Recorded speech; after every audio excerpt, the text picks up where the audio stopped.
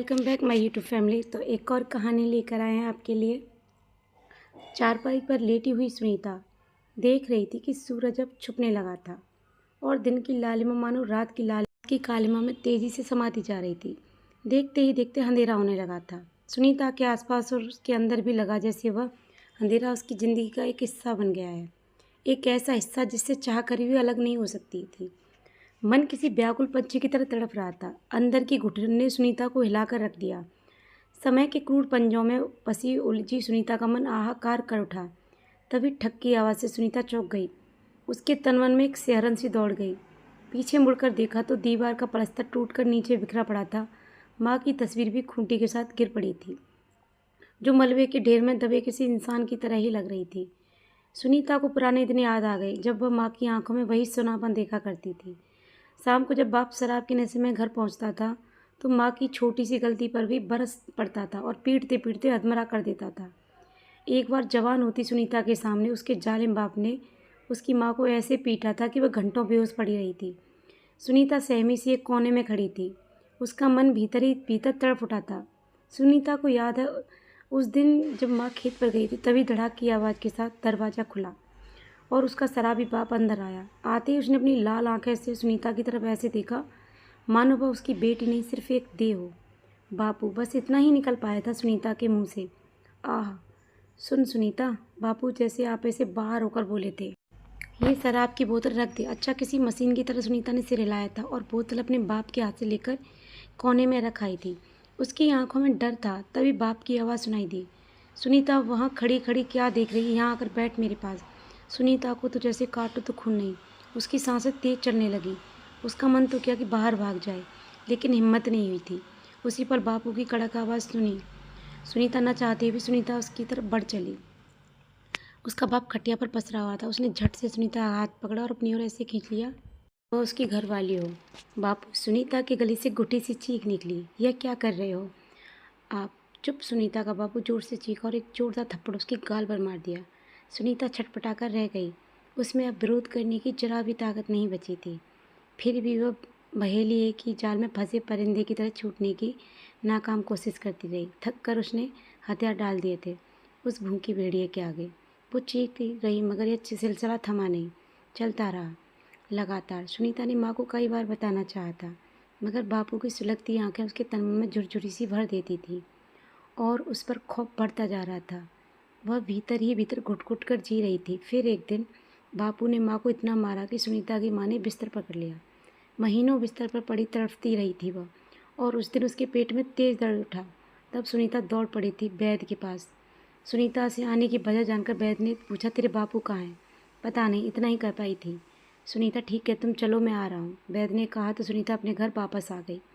थोड़ी देर में वैद्य भी आ गया। उसने आते ही कुछ जड़ी बूटी दी, लेकिन सुनीता की माँ की तबीयत में कोई सुधार के बजाय दर्द बढ़ता गया। वैद्य अपना काम करके चला गया और जाते जाते कह गया, सुनीता, जड़ी बूटी का असर जैसे ही शुरू होगा तुम्हारी माँ का दर्द भी कम हो जाएगा, तो चिंता मत कर।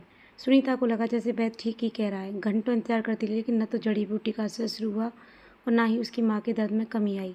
देखते ही देखते उसकी माँ का सारा शरीर बर्फ़ की तरह ठंडा पड़ गया। आंखें पथराई सी सुनीता को ही देख रही थी, मानो कुछ कहना चाह रही हूँ। तब सुनीता फूट फूट कर रोने लगी थी। उसका बाप देर रात घर आया, लेकिन नशे में चूर। अगली सुबह किसी तरह कफन का इंतजाम हुआ था। सुनीता की यादों का तार टूटकर दोबारा आज से जुड़ गया। बापू की जातियों की वजह से सुनीता की ज़िंदगी तबाह हो गई। पता नहीं वह कितनी बार मरती है फिर जीती है। सैकड़ों बार मर चुकी है वह, फिर भी जिंदा है, बस एक लाश बनकर। बापू के प्रति सुनीता का मन विद्रोह कर उठता है, लेकिन वह खुद को दबाती आ रही है। मगर आज सुनीता ने मन में एक फैसला कर लिया, से दूर भाग जाएगी। ये वह बहुत दूर, जहाँ बापू की नज़र उस तक कभी नहीं पहुँच पाएगी। अगले दिन सुनीता मास्टरनी के यहाँ गई। वह अपने ऊपर हुई जातियों की सारी कहानी उन्हें बता देगी। मास्टरनी गांव के ही प्राइमरी स्कूल में पढ़ाती हैं। सुनीता को भी उन्होंने ही पढ़ाया था। क्या बात है सुनीता, कुछ बोलो तो सही। जब से तुम आई हो तब से रोई जा रही हो, आखिर बात क्या है? मास्टरनी ने पूछा तो सुनीता का गला भर आया। उसके मुंह से निकला, मास्टरनी जी। हाँ बताओ सुनीता, मैं वादा करती हूँ तुम्हारी मदद करूँगी। मास्टरनी ने कहा तो सुनीता ने बताया, मास्टरनी जी, उसने हमको ख़राब कर दिया है, हमारे साथ गंदा काम। मास्टरनी की आंखें फटी की फटी रह गई। भी सुनीता की बात बीच में ही काट कर बोली, किसने किया तुम्हारे साथ गलत काम? बापू ने। और सुनीता सब कुछ बताती चली गई। मास्टरनी देखती रह गई। फिर वे बोली, तुम्हारा बाप इंसान है या जानवर? उसे तो चुल्लू भर पानी में डूब मरना चाहिए। उसने अपनी बेटी को ख़राब किया। खैर तू चिंता मत कर, तू आज शाम की गाड़ी से मेरे साथ शहर चल। वहाँ मेरी बेटी और दामाद रहते हैं। तू वहीं रहकर उनके काम करना, बच्चे संभालना। तुम्हें भरपेट खाना और कपड़ा मिलता रहेगा। वहाँ तो पूरी तरह महफूज रहेगी। सुनीता का सिर मास्टरनी के प्रति इज्जत से झुक गया।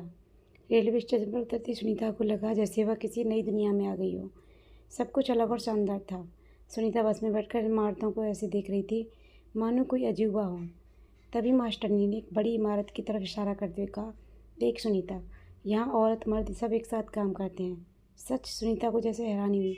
उसका अल्लड़पन पता नहीं क्या क्या कयास लगा रहा था। बस एक झटके से रुकी तो मास्टरनी के साथ वह भी उतर पड़ी।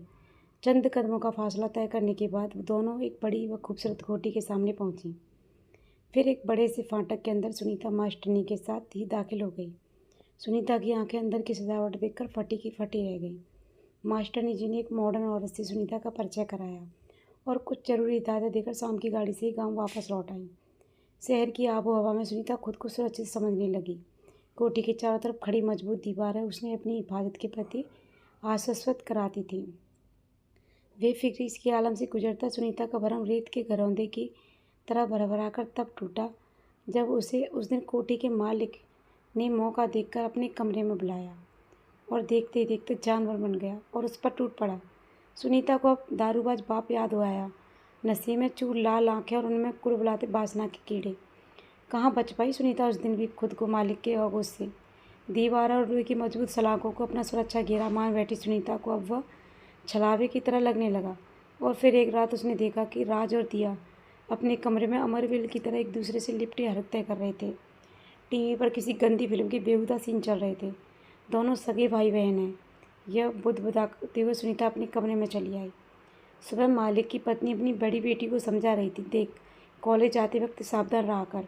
शहर में हर दिन लड़कियों के साथ छेड़छाड़ व बलात्कार की वारदातें बढ़ रही हैं। तू जब बाहर निकलती है तो मेरा मन घबराता रहता है। पता नहीं क्या हो गया है इस शहर को। सुनीता छोटी मालकिन की बातों पर मन ही मन हंस पड़ी। उसे सारे रिश्ते नाते बेमानी लगने लगे। वह जिस शहर को अपने लिए महफूज समझ रही थी वही उसे महफूज नहीं लग रहा था। सुनीता के सामने एक अबूझ सवाल तलवार की तरह लटकता सा लगता था। क्या औरत का मतलब देह है? सिर्फ देह? तो आप लोग बताना कि आपको ये कहानी कैसी लगी। अगर आपको ये कहानी अच्छी लगी हो तो प्लीज़ अच्छे अच्छे कमेंट करना और आप हमारे चैनल पर नए हो तो प्लीज़ हमारे चैनल को सब्सक्राइब करना, लाइक करना, शेयर करना। Thank you so much. Bye bye everyone.